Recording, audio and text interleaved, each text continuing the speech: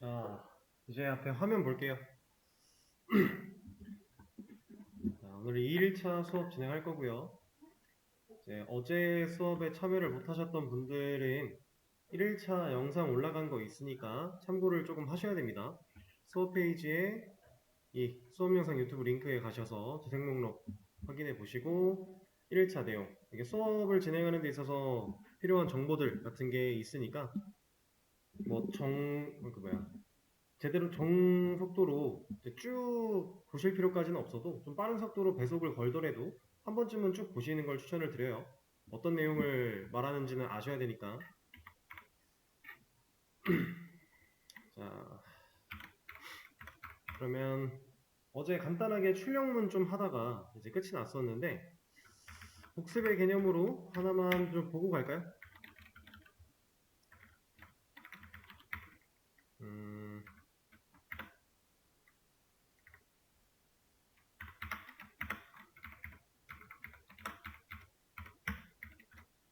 지금 제가 출력문을 총 4개를 사용을 했죠. 프린트 F 하나, LN 하나, LN 하나, F 하나. 둘 순서를 좀 바꿨어요. 자, 이 상태에서 위에 거 2개 먼저 실행을 할 겁니다. 이 코드 실행하면 결과는 헬로 헬로인데 헬로 헬로가 붙어 나오겠죠. 줄 안 바꾸고 그 다음 마지막 헬로 출력된 이후에 줄을 바꾸려고 할 거예요. 이 ln이라고 하는 녀석이 출력을 하고 나서 줄을 바꾸는 거니까 이렇게, 그죠? 그래서 이거는 REPL이 그냥 갖다 주는 여백이었으니까 여기까지가 실행의 결과였다, 이렇게 생각하실 수 있는데, 자, 밑에 있는 두 줄을 주석을 풀어서 실행을 하면은 얘는 결과가 같을까요? 다른 결과가 나오겠죠. ln이 먼저였기 때문에 헬로 나오고, 줄 바꿔서 헬로 나오고, 이 밑에 여백 한 칸만 남는 차이를 이제 확실히 아시겠죠? 자, 그럼 오늘은 이제 좀 다른 걸 해볼 겁니다. 아니다. 다른 걸 하기 전에 여러분들 그래도 하나쯤은 좀 해봐야 되니까. 그리고 제가 이렇게 블록을 씌워서 주석을 한 번에 거는 거, 이거 단축키 컨트롤 슬래시예요. 이거 뭐 REPL에서는 사실 단축키가 그렇게까지 뭐 많이 오랫동안 사용할 게 아니라서 단축키를 알면 좋지만 몰라도 상관은 없어가지고 따로 말씀을 안 드리긴 했는데, 주석 정도는 알고 계시는 게 좋기 때문에 하나 알려드립니다. 이거 컨트롤 슬래시예요. 컨트롤 슬래시가 애초에 해당 그 라인, 그 줄에 대한 주석이라서 블록을 꼭 안 씌워도 돼요. 그냥 커서가 어디에 있든지 상관이 없이 그 라인을 주석을 겁니다. 근데 블록이 이런 식으로 좀 중첩해서 이렇게 쓰여져 있다라고 하면은 이거 컨트롤 슬래시 하면 그 두 줄에 대한 주석을 하냐 빼냐 이런 게 있어요. 얘네 뭐 알아두시면 나쁘진 않으니까. 자, 그러면은 수업 페이지에 제가 문제를 좀 올릴 건데요. 되게 간단한 문제입니다. 시간 많이 안 들일 거고 금방 하실 수 있어요. 근데 문제를 어떻게 푸셔야 되는지 간단하게 설명을 좀 할 겁니다. 지금 문제가 3개 올라왔어요. 수업 페이지 새로 고침해 보시면은 지금 올라와 있을 건데, 앞으로 이제 수업을 진행하면서 여러분들이 직접 다뤄보셔야 되는 문제 같은 것들은 제가 이런 식으로 공유를 할 거예요. 그리고 문제를 풀어볼 시간을 드렸다가 제가 설명을 드리고 나면 여기에 이제 정답이라고 하는 녀석들이 올라갈 겁니다. 그래서 이렇게 공부했던 내용을 뭐 별도로 기록을 꼭 남겨놔야 된다까지는 아닌데, 여러분들이 그냥 스스로 내가 공부한 정리한 내용을 남기고 싶으면 따로 정리를 하셔야 되고요. 이 REPL이라는 툴에서는 저장하는 방법이 있지만 조금 불편해요. 그래서 그 방법은 아예 말씀을 안 드릴 거예요. 그냥 따로 메모장이라든가 아니면 다른 사이트라든가 이런 것들을 활용해서 정리를 하시면 돼요. 자, 그럼 문제 푸는 방법 알려드릴 겁니다. 일단 여기 있는 문제 3개를 다 열어보시고요.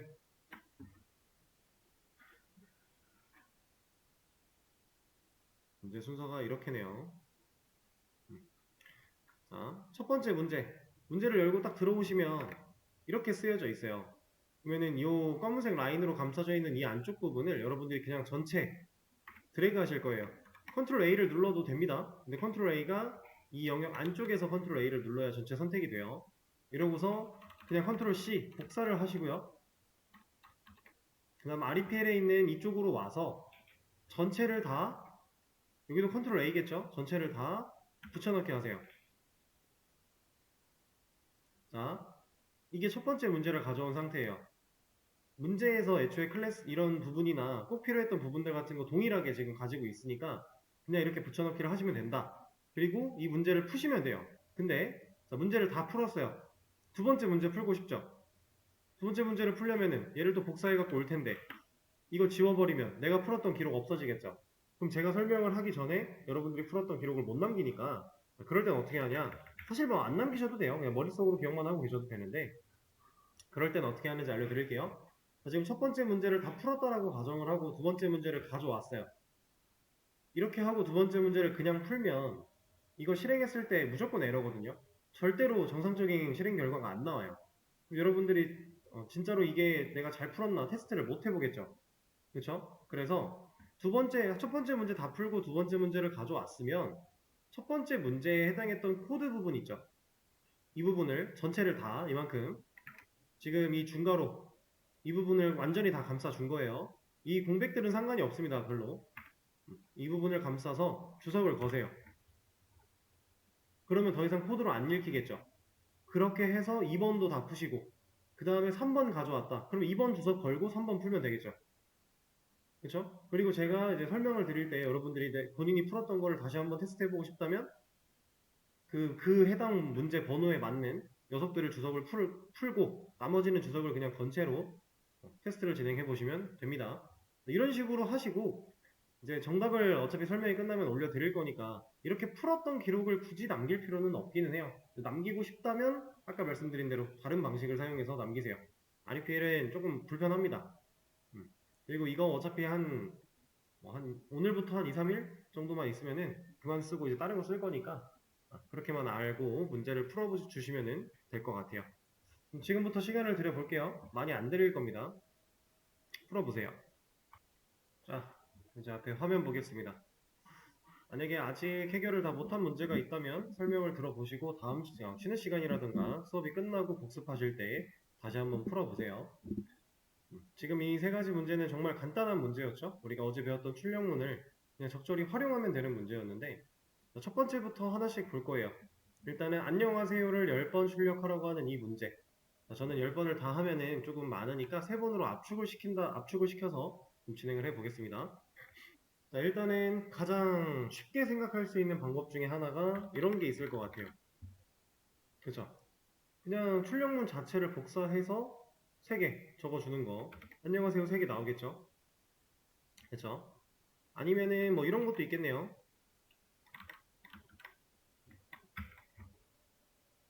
이것도 안녕하세요가 3번 나오는 거죠. 그죠?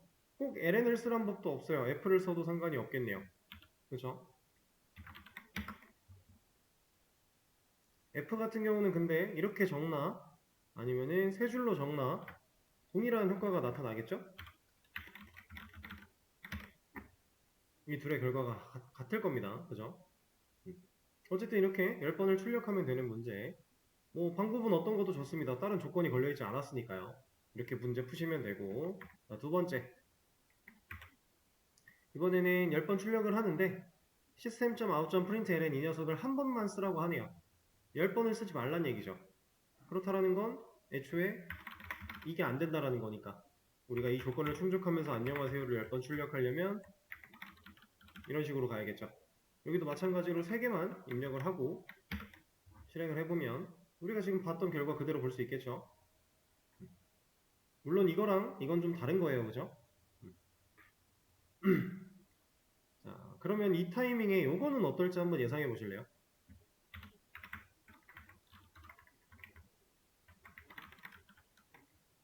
이거. 우리가 그동안 쓰는 거랑 좀 달라진 거라고는 우리가 그동안 썼던 거는 쌍따옴표를 처음에 열고 마지막에 닫고 그 사이에 안 열고 닫았어요. 지금 얘는 중간에도 열리고 닫고 계속 하죠. 이건 어떨까요? 뭐 안 해보셨다면 당연히 모르는 부분이니까 그냥 자유롭게 상상하는 겁니다. 자, 이거는 안 돼요. 우리가 출력문 안쪽에서 쌍따옴표를 열고 닫았으면은 이렇게 그냥 이어붙이는 식으로 쌍따옴표가 또 나올 수 없습니다. 이건 불가능해요. 그래서 안 되고 그럼 이렇게는 안 되는구나. 이걸 안 하려면은 쌍따옴표가 이렇게 없어야 되겠구나. 이렇게 새로운 사실을 이제 궁금한 것들을 하나씩 해보면서 이건 되네, 이건 안 되네, 이런 식으로 알아가시는 것도 좋습니다. 처음에 공부할 때. 그래서 어쨌든 이 문제도 해결. 뭐 어렵지 않았어요. 자, 그리고 세 번째. 이 녀석 같은 경우는 이제 역/n이라는 줄바꿈을 사용해서 실제로 줄바꿈까지 적용을 시키는 건데요. 여기에 있는 것들은 설명이니까 얘 가지고 한번 제가 이런 얘기를 한번 나눠볼게요.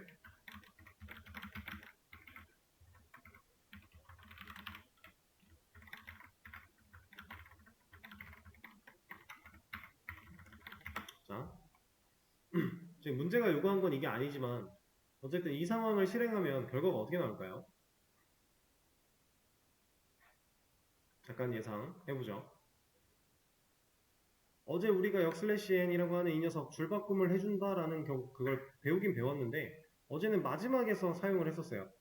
그래서 출력을 하고 줄을 바꾸는 행위. 프린트 F가 가지고 있던 특징을 ln처럼 만들어버리는 역할로서 우리가 이걸 사용을 했었는데 지금은 얘가 중간에 들어있어요. 얘가 동작하는 원리는 이제 이 코드를 실행했을 때 안, 그 다음에 만난 글자가 이제 줄바꿈이니까 줄을 바꿉니다. 그리고 0 하세요 요까지 나와요. 그리고 줄을 바꾸나요? ln이니까 바꿔야죠? 바꿨어요. 다시 안. 그 다음에는 또 줄 바꿔야죠. 그 다음에 0부터 요까지. 이런 식으로 출력이 될 거예요. 결과를 보죠.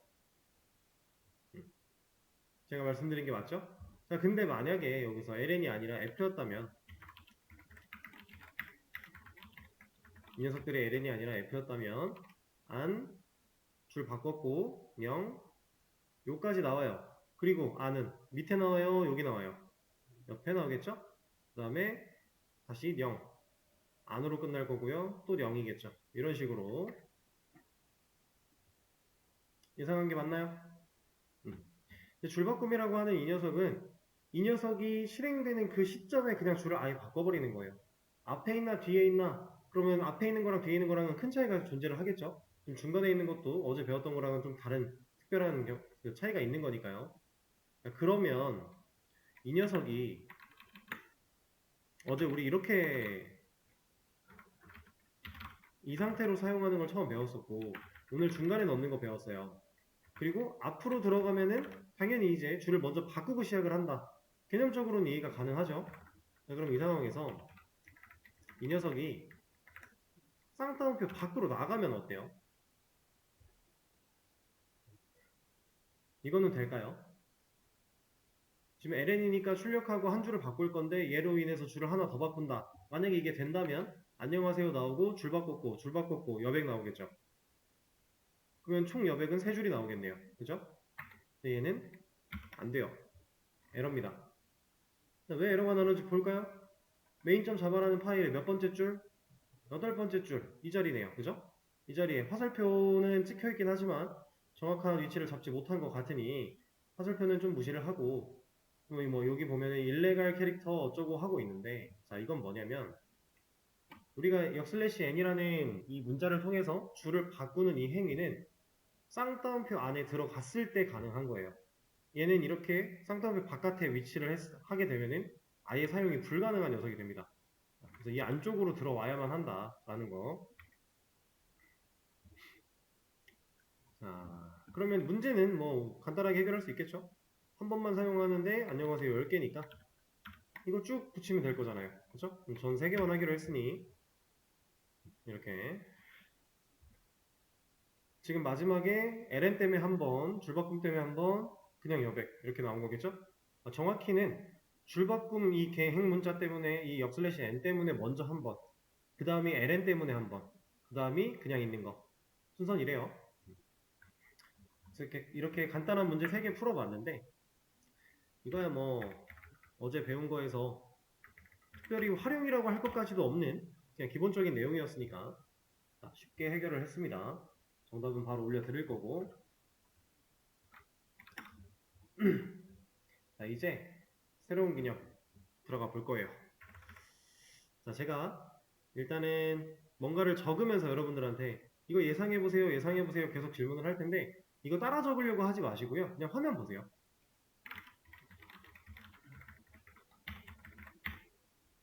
자, 제가 출력문을 2개 적어놓고 이 안쪽에 코드를 썼어요. 2개를. 얘네 실행하면 어떨까요? 우리가 어제까지는 출력문 안쪽에서 쌍따옴표가 열리고 닫히고 하는 그 과정에 그 안에 들어있는 녀석들이 출력되는 결과를 봐왔는데 오늘은 좀 색다른 녀석이 나왔죠? 얘는 쌍따옴표가 아예 없습니다. 그쵸? 자, 이거는 실행하면 결과가 어떨까요? 자, 일단은 생각을 그렇게 멈춰 주시고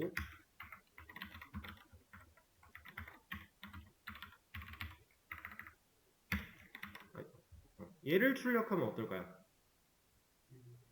이건 1, 2, 3이랑 헬로 나오겠죠? 자, 그러면 얘를 출력하면 어떨까요? 이거 빼고 이거 아까 이거 여쭤봤던 거는 머릿속에 생각했던 걸 그냥 남겨두시고 이걸 먼저 보는 거예요 지금. 이건 어떨까요? 된다면 그냥 실행이 된다면 헬로가 나올까요? 뭔가 조금은 다를 것 같죠? 쌍따옴표가 들어있을 때는 당연히 헬로가 찍힌다라고 생각할 수 있지만 지금은 좀 다릅니다. 실제로 에러예요. 얘는 사용할 수 없어요. 왜냐면 에러 내용 또 봐야죠. main.java의 세 번째 줄, 이 라인이 문제래요. 여기서 cannot find symbol이라고 나왔어요. 근데 밑에 보니까 심볼은 뭐래요? variable hello라고 되어 있죠.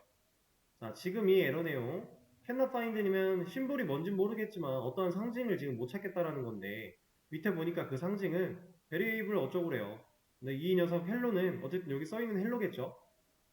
그렇게 봤을 때 뭔가 지금 정확하게 의미를 파악할 수 없지만 이거는 여러분들이 추가적인 개념, 오늘 진행할 개념을 배우시고 나면은 아주 간단하게 예상할 수 있는 에러가 됩니다. 일단 지금은 얘가 하는 말은 지금 변수를 찾을 수 없다예요. 헬로라는 변수를 찾지 못하겠다 라고 하는 겁니다. 변수라는 개념 우리가 아직 안 배웠으니까 이따가 배우고 나면은 쉽게 예상이 가능하실 거예요. 자, 그러면 다시 이쪽으로 돌아와서 이제 이거 예상해 볼까요?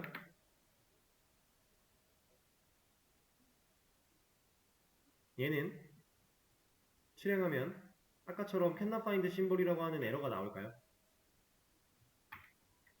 얘는 그냥 1, 2, 3이 나옵니다. 자, 이 코드 두 개의 출력문 안에는 서로 다른 게 쓰여져 있어요. 그죠? 얘랑 얘는 다르죠? 뭐가 달라요? 쌍따옴표가 있고 없고. 그쵸? 근데 콘솔에 찍힌 결과는 어때요? 같죠? 근데 정말로 진짜 같을까요? 이 둘이 정말로 같은 애들일까요? 그건 아니에요. 왜냐면 여기가 다르잖아요. 실행의 결과가 이렇게 나왔을 때 이 결과는 그냥 어떠한 화면에 그려지는 텍스트일 뿐이라서 이렇게 같은 결과처럼 나타나지만 실질적으로 이 두 녀석은 완전히 다른 녀석들입니다. 근데 뭐가 다를까요? 그리고 얘는 쌍따옴표가 없는데 왜 됐을까요? 이것도 한번 유출해보죠. 자, 이거는 쌍따옴표가 앞뒤로 감싸져 있어요. 그럼 우리가 그 전에 헬로를 찍거나 뭐 안녕하세요를 찍거나 이런 것들을 해봤을 때 그런 문자들이 문제없이 잘 나왔죠. 실제로 이렇게 쌍따옴표로 감싸진 이런 녀석들은 다 문자입니다. 문자. 정확하게는 문자열이라고 얘기를 하는데 이 개념은 우리가 지금 당장은 생각할 필요가 없으니 문자라고 생각을 할게요. 그냥 지금 문자예요. 이거는. 그럼 얘는요? 쌍따옴표가 감싸져 있는 이 녀석들을 지금 제가 문자라고 했어요. 얘는 없잖아요. 그럼 문자예요? 적어도 문자는 아니겠죠. 다르니까. 얘는 실제로 숫자입니다. 문자랑 숫자. 지금 이거는 어떤 얘기를 하고 있는 거냐면 이 자바라는 언어 속에서 지금 여러분들이 보고 있는 저 1, 2, 3이라는 문자 혹은 1, 2, 3이라는 숫자 123이죠. 그러니까 이런 숫자, 이런 녀석들을 다 데이터, 값이라고 표현을 하는데 데이터라고 이 데이터들의 타입이라는 게 존재한다라는 사실을 지금 여러분들이 보고 계시는 거예요. 어떤 타입? 누구는 문자 타입, 누구는 숫자 타입. 이거에 따라서는 엄청 큰 차이가 있을 것이다 라고 제가 말씀을 드렸습니다. 자,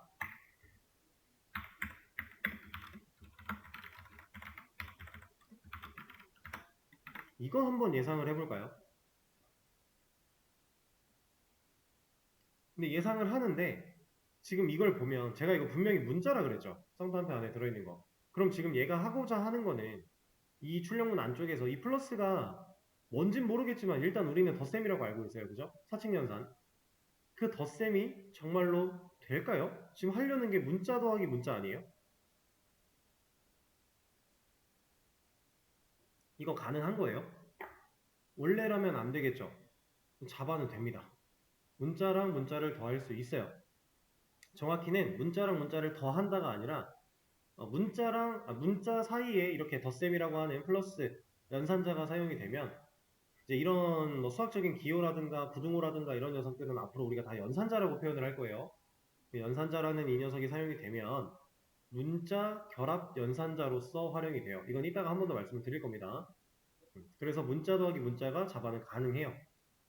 그럼 가능하면 얘는 어떤 결과가 나올까요? 과연. 그리고 얘는 어떤 결과가 나올까요? 자, 얘는 이런 결과가 나옵니다. 위에 문자 더하기 문자를 한 녀석은 1, 2, 3, 1, 2, 3이 나왔는데 이 결과를 보고 얘가 어떻게 동작했을지 한번 예상해 볼까요? 얘는 앞에 있는 문자와 뒤에 있는 문자를 그냥 이어 붙였죠. 문자 더하기 문자는 자바에서 실제로 문자를 이어 붙이기 연산을 해줍니다. 그래서 그냥 붙어버려요. 숫자가 1, 2, 3 같아서가 아니에요. 그냥 붙습니다. 그리고 똑같은 숫자로 문자를 구성했기 때문이 아니에요. 그냥 붙는 거예요. 이해되실까요? 자, 문자 더하기 문자의 연산. 자, 그럼 밑에 있는 이 녀석은 값이 246이 나왔는데 얘가 왜 이렇게 나왔는지는 예상되죠? 숫자. 이 녀석은 아까 숫자였어요. 얘는 숫자니까요. 숫자 더하기 숫자라면 그 둘의 덧셈을 하겠죠? 그래서 실제로 246이라는 값이 나왔습니다. 자, 그러면 이것만 봐도 이 문자란 녀석과 숫자란 녀석은 엄청 다른 녀석이었구나라는 걸 우리가 한번 인지할 수 있겠네요. 그렇죠? 일단 상당히 중요합니다. 자바에서의 데이터 타입은 거의 가장 중요한 개념 중에 하나예요. 여러분들이 지금 초반에 배우고 자바를 사용하다가 더 이상 자바를 쓰지 않아 라고 하는 그날까지 절대로 까먹어서는 안 되는 계속해서 활용을 할 수밖에 없는 데이터 타입 아주 중요합니다. 자, 이제 이런 걸 한번 볼 거예요.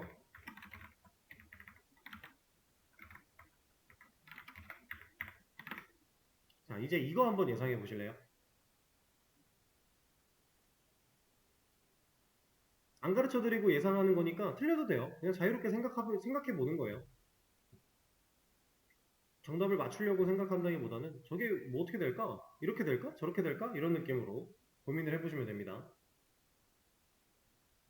자, 혹시 본인이 생각한 결과 중에서 246이 있다. 손 한번 들어볼게요. 없으시고. 그러면 1, 2, 3, 1, 2, 3이 있다. 손 한번 들어볼게요. 있으시고. 좋아요. 자, 일단 정답 결론부터 말씀드리면 이건 1, 2, 3, 1, 2, 3이거든요. 혹시 뭐 다른 기초 언어라든가 아니면 자바에 대해서 기본적인 내용을 조금 알고 계신 상태로 이걸 예측하신 거라면 당연히 이제 맞추셨어야 되는 부분이고 아예 생판 모르고 있던 상황이었는데 그냥 예상을 이렇게 했어요 라고 하시는 분 있을까요 혹시? 다 조금 알고 계셨던 걸까요? 그러면 그냥 설명을 이어가도록 하죠. 자, 얘가 이렇게 동작할 수 있었던 원리는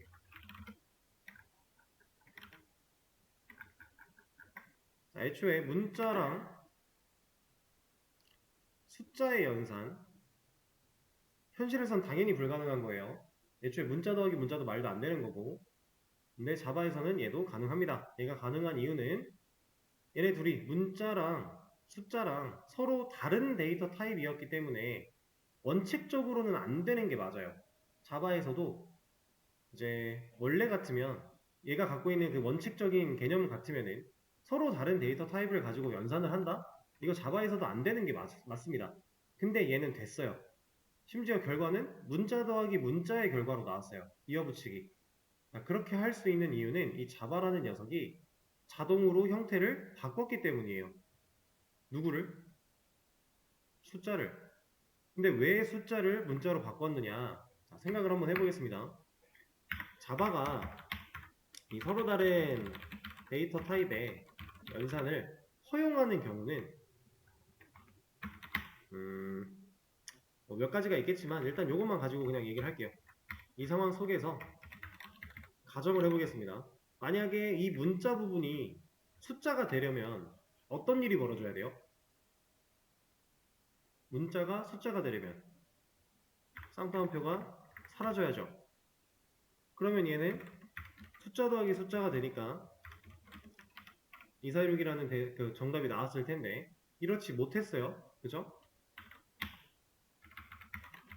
그러면 얘가 문자가 되려면 뭘 해야 돼요?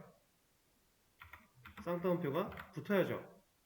자, 그럼 지금 상태에서는 사실 쌍따옴표가 붙나 쌍따옴표를 지우나 별반 차이가 안 느껴질 거예요. 그죠? 근데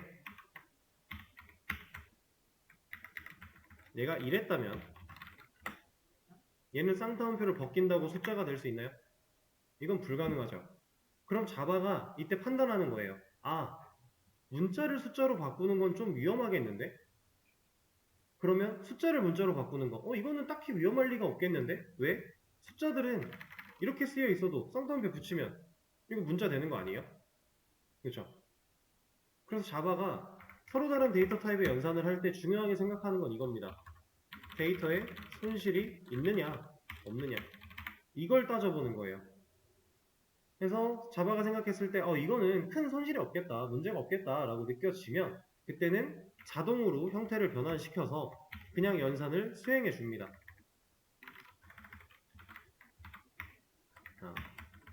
근데 만약에 손실이 있을 것 같다 문제가 좀 생길 것 같다 라고 판단을 하면 자바는 아예 그냥 안 해버려요. 이건 안 돼 라고 하면서 지금 REPL에서는 애초에 코드상의 에러가 발생하진 않지만 이제 우리가 나중에 뭔가 툴을 설치하고 사용을 하다 보면 실행하기 전에 뭐라고 해요? 실행을 못하게끔 막아줍니다.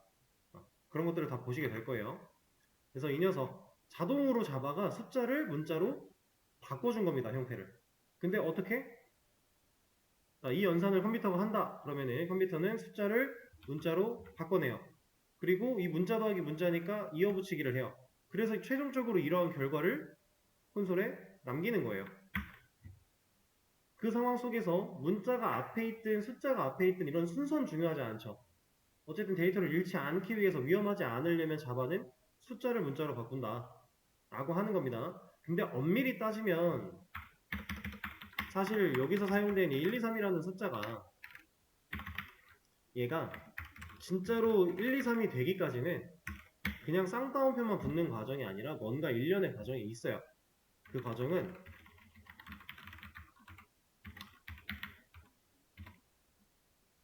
이게 아마 밸류 오브 라고 하는 이런 녀석이 있는데 이 안쪽에다가 1, 2, 3을 넣어서 실행한 결과를 이렇게 해버려요.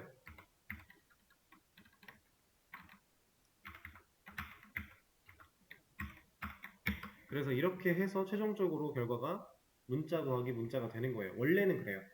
근데 사실 지금 여러분들 이거 뭔지 모르겠죠? 괜찮아요. 앞으로 여러분들 다 배울 건데 지금 미리 한번 본 거예요. 실질적으로는 이러한 연산을 누가 한다? 자바가 알아서 해준다. 왜? 위험하지 않을 상황이라고 판단이 되니까. 자바 스스로가 봤을 때 이건 위험하지 않아 라고 판단을 하니까 이걸 그냥 자동으로 해준다. 이거를 자바가 스스로 하는 자동 형변환이라고 해가지고 오토캐스팅이라는 말을 써요. 근데 이것도 나중에 얘기를 한 번 더 할 겁니다. 지금은 그냥 이 정도만 알아두시면 되고요. 자, 그리고 지금 이 문자 더하기 숫자에 대한 연산은 조금 뒤에 변수에 대한 개념을 더 배우고 나서 다시 한번 볼 건데 그때는 또 다른 결과가 나오는 걸 눈으로 보실 거예요. 일단은 얘는 주석을 좀 걸어놓고 자, 이제 진짜 변수에 대한 내용을 얘기를 좀 해볼 겁니다.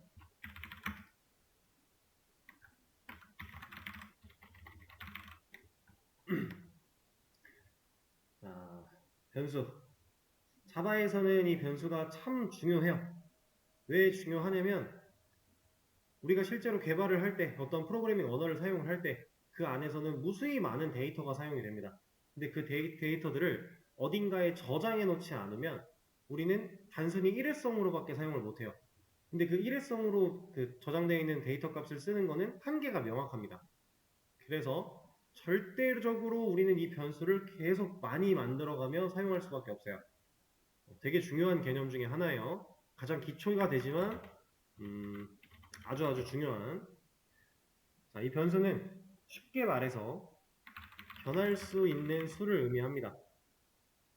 여기서 말하는 수라는 게 진짜 숫자 이런 의미가 아니라 그냥 변할 수 있는 어떠한 저장 공간이다 라고 느껴지시면 돼요. 이제 배워가면서 점점 더 디테일해질 겁니다. 그리고 이 변수를 영어로 얘기하면 아까 여러분들이 보셨던 variable이 돼요. 이 variable이라고 하는 녀석이 변수라는 뜻입니다. 그래서 앞으로 뭔가 에러에 variable 어쩌고저쩌고 하면은 변수가 뭔가 문제가 있구나 라고 우리가 예상할 수 있을 거예요. 자, 이 변수, 자바에서의 변수를 이해하려면 사실 정말 간단해요. 너무 쉬워요. 근데 우리가 그 예전에 여러분들 중학생 시절에 배우셨을 법한, 지금은 언제 하는지 모르겠지만 미지수에 대한 거를 한번 기억을 상기시켜 볼게요. 미지수는 우리가 수학에서 보통 어떻게 사용했죠? x는 5 이런 식으로 사용했죠. 그래서 보통 1차 방정식이라고 해가지고 뭐 x 플러스 3은 8 이러면 x는 얼마예요? 5죠. 그렇죠? 우리가 이런 식으로 1차 방정식을 많이 했었습니다. 그러는 상황 속에 x는 5 이런 식으로 x의 값을 직접적으로 구해내기도 하고, 그죠? 이게 우리가 아는 미지수죠. 자, 자바에서의 변수가 이거랑 별반 다르지 않아요. 똑같진 않지만 별반은 그냥 비슷한 결입니다. 자바에서 변수를 만드는 방법. 자, 일단은 데이터 타입을 명시할 거고요. 그리고 변수 이름을 적어 줄 겁니다. 그리고 이퀄 마크를 하나 찍어 줄 거고요. 그 다음에 값을 적은 다음 세미콜론까지 찍을 거예요. 자, 이게 변수를 만드는 방법입니다. 좀 더 정확하게 말하면 만들고 값을 초기화하는 방법이에요. 이것도 좀 더 디테일하게 얘기를 해보자면 변수를 선언하고 값을 초기화하는 방법입니다. 일단 이렇게 이거를 실제로 해본다면 이런 느낌으로 사용을 할 수 있어요. 자, 미지수랑 그렇게 크게 다르지 않죠? 뭐가 다른 것 같아요? 이 앞에 데이터 타입이라는 게 있어요. 그리고 마지막에 세미콜론이 있죠. 근데 뭐 세미콜론이야 자바에서 마침표 역할이었으니까 이거는 뭐 당연히 필요한 거고, 그죠? 그러면은 데이터 타입 제외하고는 여기가 똑같네요. 의미는 어떨까요? 똑같지는 않아요. 하지만 결은 같아요. 자, 이거는 x 이퀄 5라는 게 x랑 5가 같다였죠. 미지수에서의 이 이퀄 마크 하나는 좌변과 우변의 값이 같다예요. 그래서 x는 이제 5로서 활용을 하게 할 수 있는 그런 식이었는데 이것도 비슷해요. 비슷한데 얘는 같다가 아니에요. 자바에서의 같다는 이퀄 마크가 두 개가 와야 됩니다. 하나짜리는 같다가 아닙니다. 그럼 얘는 뭐냐? 이퀄 마크 하나는 자바에서 대입 연산자라고 표현을 해요. 자, 대입이 뭐예요? 값을 집어넣는 거죠. 어떠한 값을 여기다가 넣는 과정, 그런 걸 우리가 보통 이제 대입이다 이렇게 얘기를 하는데 그 대입을 시켜주는 연산자다라고 합니다. 그래서 얘는 이제 우리가 미지수를 읽을 때는 x는 5 이런 식으로 읽죠. 근데 이 녀석은 x는 5라고 읽어도 뭐 상관은 없지만 웬만하면 그렇게 읽지 마세요. 그렇게 표현하는 거가 그렇게 썩 좋지 않아요. 그리고 우리가 변수에 대한 개념이나 이런 걸 이해하는 데 있어서 은근히 그 x는 5라는 녀석 그 말이 방해를 할 거예요. 그래서 이걸 어떻게 표현을 할 거냐? 얘는 x에 5라는 값을 넣었다라고 표현을 할 거예요. 대입이기 때문에 x에 5라는 값을 넣었다. x는 5다 이게 아니에요. 그렇게 사용하지 않을 겁니다. 자, 그리고 대입연산자 말고 이제 데이터 타입이라고 하는 부분도 좀 특별한데, 자, 이거는 자바에는 기본 자료형 타입 8가지가 있습니다. 여기서 말하는 자료형 타입이라는 게 그냥 데이터 타입을 의미한다라고 보시면 돼요. 데이터, 자료형이 이제 데이터의 형태고 타입이다 이렇게 해서 데이터 타입 그냥. 근데 기본 자료형이니까 기본 데이터 타입 8가지가 존재를 하는 거고, 그 외에 사용되는 모든 데이터 타입은 참조형이다 라고 얘기를 해요. 근데 우리가 지금 당장은 참조형에 대해서 생각을 안 할 거예요. 이거는 조금 더 공부를 하고 나서 진행을 할 거고, 기본 자료형 타입 8가지를 볼 건데, 자, 이거는 일단 화면 보세요. 자바 기본 자료형 8가지 이런 식으로 검색을 하시면은 되게 많은 글들이 나올 겁니다. 얘는 좀 정리가 별로 안 깔끔하니까 이런 걸로 볼까요? 근데 얘도 아니 뭐 상관없겠네요. 자, 8가지는 이렇게 8가지예요. 이 왼쪽에 있는 녀석은 분류적인 상황으로 형태가 총 몇 개예요? 4개죠? 4개의 형태가 이제 8개로 쪼개지는 겁니다. 그리고 여기 보시면은 저장 가능한 범위라고 해서 막 희한하게 막 나오고 있고요. 그다음 크기라고 해서 비트, 바이트라는 개념이 나오고 있는데 이거는 모르셔도 돼요. 얘도 몰라도 됩니다. 근데 얘 하나쯤은 알고 계셔야 돼요.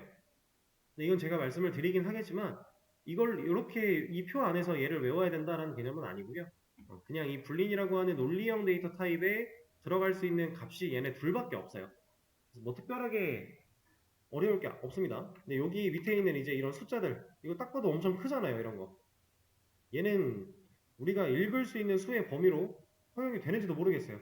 실제로 엄청 큰 범위이기 때문에 얘가 이만큼이 마이너스 21억에서 플러스 21억 사이에요. 그 정도거든요, 대략. 근데 얘는 딱 봐도 공이 한 8, 9개 더 있잖아요. 그쵸? 억에서 8, 9개의 공이 더 찍히면은 글쎄요. 엄청 큽니다. 근데 이런 것들은 몰라도 된다라는 거예요. 자바에서는 괜찮아요. 그리고 이거를 알아야 되는 시점이 오면 그때는 여러분들이 굳이 신경 쓰지 않아도 얘네들을 얼추 다 사용할 수 있는 단계가 되셨을 겁니다. 그만큼 자바를 극한으로 활용할 때나 이런 녀석들을 이제 이런 녀석들이 의미를 가진다 이런 느낌이에요. 그래서 지금 당장은 모르셔도 되는 건데 여러분들이 아셔야 되는 건 딱 이만큼입니다. 어떤 형인지, 어떤 데이터 형인지, 그리고 이 데이터 타입의 이름은 뭔지, 이 8가지는 여러분들 암기하셔야 돼요. 모르겠으면. 그냥 기억할 수 있고 이해가 되면 다행인데 안 된다 그러면 암기라도 하셔야 돼요. 이거는 어느 정도냐면은 옆에 있는 사람이 콕 찍으면서 너 자바 기본자료 형태 8가지 대봐 라고 하면 그냥 두두두두 나와야 돼요. 그 정도가 돼야 됩니다. 근데 이 녀석들은 실질적으로 그렇게까지 활용을 다 하진 않아요. 이 8가지를 항상 매번 사용한다 이런 느낌은 아니에요. 이 중에서 실제로 사용하는 건 보통 한 2개에서 3가지. 나머지는 거의 안 써요. 근데도 외워야 돼요. 이건 무조건 아셔야 돼요. 자, 하나씩 볼 건데 논리형이라고 되어 있고요. 자료형 그 이름에는 이제 불린이라고 읽습니다. 이거 불린 혹은 불리언이라고 읽으시면 돼요. 자, 이 녀석은 저장 가능한 값이 true랑 false밖에 없다라고 하는데 얘가 뭐냐면 여러분들 옛날에 명제라는 거 기억나시나요? 이것도 수학에서 참과 거짓에 대한 얘기를 했던 명제. 이 논리형 데이터 타입인 불린이 그걸 의미하는 거예요. 명제. 그래서 true, false 저장할 수 있는데 false가 거짓이고요. true가 참입니다. 그냥 그거 두 개, 이거 2개가 끝이에요. 이거 2개를 제외한 다른 데이터는 여기로 들어갈 수 없어요. 이것만 포함할 수 있다라고 하는 거고. 자, 그리고 말이 나온 김에 하나 알려드리면 컴퓨터는 어차피 0과 1밖에 모른다고 했죠. 0과 1밖에 모르는 컴퓨터가 참이냐 거짓이냐를 어떻게 할까요? 컴퓨터는 0을 거짓으로 알고요. 1을 참이라고 알아요. 근데 자바에서는 0과 1이 참과 거짓이라는 의미로 통용되지 않습니다.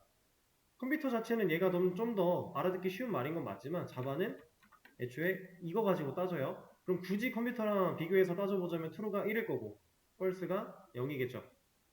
개념적으로는 그렇다라는 겁니다. 자, 그 다음 문자형. 여기는 CHAR이라고 써있는데 얘는 캐릭터라고 읽을 거고요. 이 캐릭터는 실제로 문자를 저장할 때 사용하는 데이터 타입입니다. 자, 그리고 정수형이 나왔는데 여기 4개가 있죠. 순서대로 바이트, 쇼트, 인트, 롱이에요. 자, 얘네들 정수형이라는 거, 정수라는 건 뭐예요? 음수 플러스 양수 플러스 0이에요. 그게 정수입니다. 그죠? 그 정수를 다룰 수 있는 정수형 데이터 타입인 이 바이트, 쇼트, 인트, 롱 이 4가지는요. 차이가 크기예요. 크기. 이렇게 크기 차이예요. 근데 이 중에서 어차피 우리는 인트만 거의 사용을 하게 될 겁니다. 다른 녀석들을 아예 안 쓴다 이런 건 아닌데 이 녀석들을 실질적으로 다양하게 활용할 일이 많지는 않아요. 나중에 보시게 될 거예요. 나중에. 그리고 밑에 실수형이라고 있어요. 실수는 뭐죠? 정수에서 소수점이 있는 수까지 포함되는 게 실수입니다. 범위가 좀 더 큰 거죠. 이 녀석은 플롯이라고 하는 이런 녀석과 더블이라고 하는 녀석 이렇게 2가지가 있어요. 이따가도 한번 보여드리긴 하겠지만 이 둘 중에서 더블만 그나마 간혹 씁니다. 플롯은 거의 사용하지 않아요. 크기의 영향이라기보다는 이 플롯은 이따가 실제로 사용을 해보면 왜 그런지 대충 느낌이 올 거예요. 그리고 언어에서는 애초에 소수점이 들어있는 데이터를 그렇게까지 막 활용하지 않습니다. 이 이유도 이따가 한 번 더 말씀을 드릴 거예요. 그래서 지금 여기 써있는 이 8가지 뭐 순서는 중요하지 않아요. 이 순서를 꼭 외워야 돼 이런 건 아닌데 좀 쉽게 외우시려면은 이 형태별로 순서를 가져서 어느 정도 외우시는 게 좋을 거예요. 예를 들어 뭐 나는 실수부터 그 다음은 문자, 그 다음 정수, 그 다음 논리 이런 식으로 어떤 본인만의 순서를 가지고 흐름을 가지고 외우시는 게 좋다. 자, 그러면은 저는 보통 이렇게 외워요. 캐릭터, 바이트, 쇼트, 인트, 롱, 그다음 플롯, 더블, 불린 이런 식으로 보통 얘기를 합니다. 그래서 이 8가지 기본 자료형 타입을 꼭 암기를 하셔야 됩니다. 근데 지금 여기 화면에 띄워드린 이 표가 그냥 제가 검색해서 들어온 아무 사이트잖아요. 어떤 사이트를 들어가도 대부분 다 똑같은 얘기를 해요. 이런 식으로. 그러니까 아무거나 보시고 암기를 하셔도 된다. 그리고 이런 거 볼 때 글에 써있는 뭐 비트 어쩌고 이런 거는 별로 신경 쓰지 않으셔도 돼요. 그래서 이거는 쉬는 시간이나 수업이 끝나고 나면 한 번쯤 검색을 해 보시고요. 이 8가지 캐릭터, 바이트, 쇼트, 인트, 롱, 플롯, 더블, 불린 이렇게 8가지는 꼭 암기를 해야 된다. 근데 이 중에서 우리가 실제로 사용하는 거는 그나마 인트, 그 다음에 인트는 되게 많이 써요. 그 다음에 불린을 그 다음으로 많이 씁니다. 인트랑 불린 이 2가지를 좀 가장 많이 쓰니까 위로 좀 뺄까요? 이렇게를 제일 많이 쓰고 그 다음에 그나마 가끔이라도 사용하는 녀석이 더블이에요. 나머지 5개는 거의 안 쓴다고 보셔도 무방하다. 우리가 실제로 사용할 일이 거의 많지 않다. 그럼에도 이건 암기는 무조건 해놔야 된다. 이렇게 자, 일단 변수 얘기를 하는 중이었는데 시간이 좀 늦었으니까 쉬는 시간 한번 가졌다가 다음 시간에 이 변수에 대한 내용 좀 더 이어가 보도록 하겠습니다.